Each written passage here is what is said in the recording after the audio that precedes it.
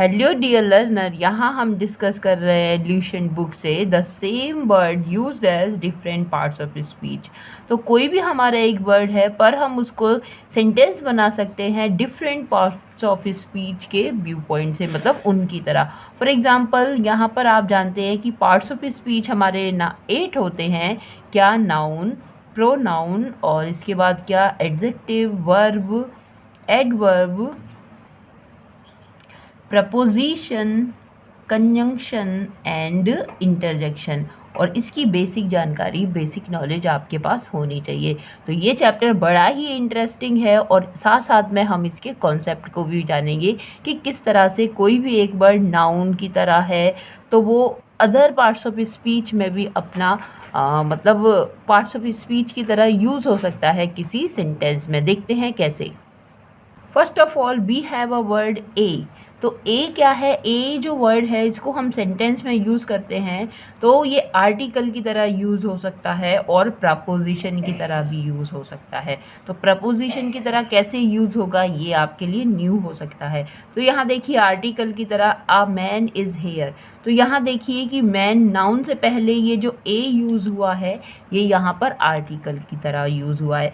जबकि ही has gone a hunting, he has gone a hunting. अब यहाँ पर देखिए, यहाँ पर भी नाउन से पहले ये ए का यूज़ आया है और इस सेंटेंस में ये प्रपोजिशन के पहले ये प्रपोजिशन की तरह काम कर रहा है और इसके बाद इसका ऑब्जेक्ट, जैसा कि आप जानते हैं कि नाउन या प्रोनाउन होते हैं ऑब्जेक्ट, तो इसके बाद इसका ऑब्जेक्ट आया है। फॉर एग्जाम्पल आप इसको ऐसा कह सकते हैं, he has gone to hunting, वो हंटिंग पर गया। He has gone a hunting, वो किसी हंटिंग पर गया।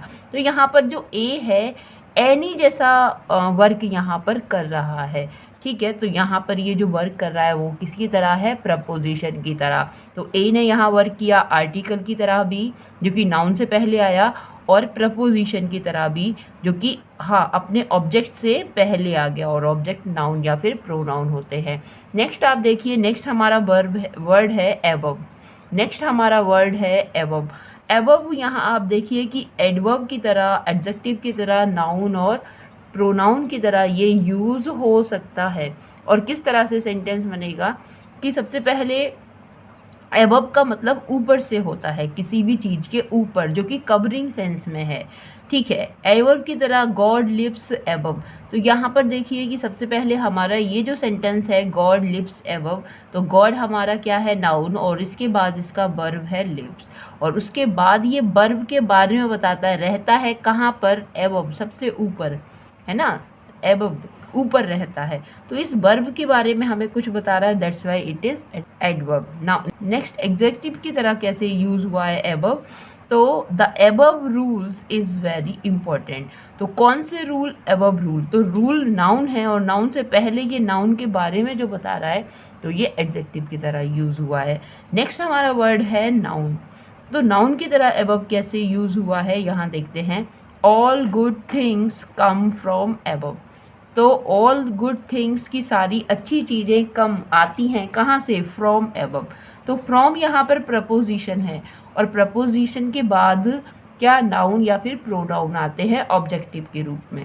तो यहाँ पर क्या है? ये नाउन है और ये इस फ्रॉम प्रपोजिशन के बाद ऑब्जेक्ट के रूप में यहाँ पर आया है। नेक्स्ट है प्रपोजिशन के रूप में किस तरह से एबव का यूज़ होता है, इसे देखेंगे।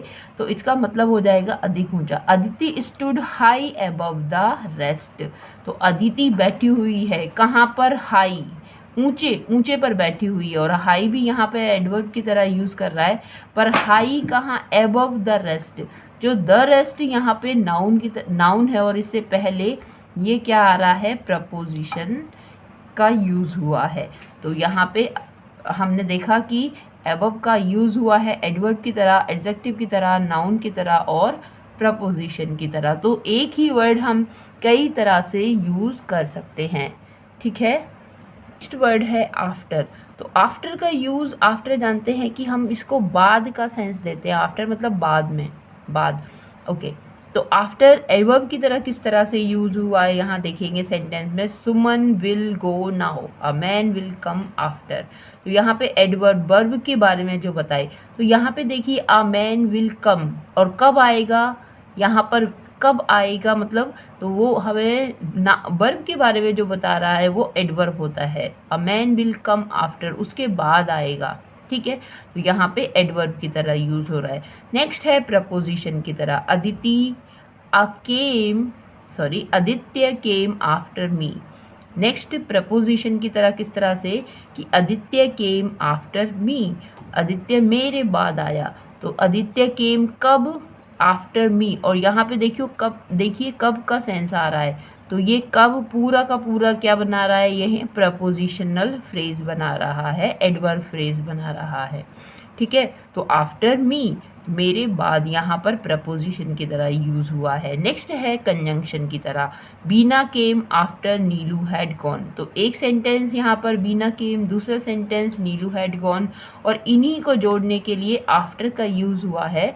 तो ये क्या है, ये कंजंक्शन है। नेक्स्ट हम देखेंगे एडजेक्टिव की तरह, क्या कि sinners reap the consequences in after days. तो सिनर्स रीप द कॉन्सिक्वेंसेस कब, इन आफ्टर डेज। तो यहाँ देखिए एडजेक्टिव की तरह, तो जो पापी होते हैं रीप द कॉन्सिक्वेंसेस, अपने जो परिणामों का फल जो है भुगतते हैं, कब, इन आफ्टर डेज, अपने पिछले दिनों में। तो कौन से दिनों में, पिछले दिनों में, है ना। तो यहाँ पे आफ्टर हमारा क्या है, नाउन है, और उसके बारे में बता रहा है कौन से दिन, पिछले दिनों में, इसका मतलब बुढ़ापे की अवस्था में होने से है। तो यहाँ ये डे के बारे में बता रहा है, इसीलिए ये एडजेक्टिव की तरह काम कर रहा है। आई होप कि आपको ये समझ में आया है।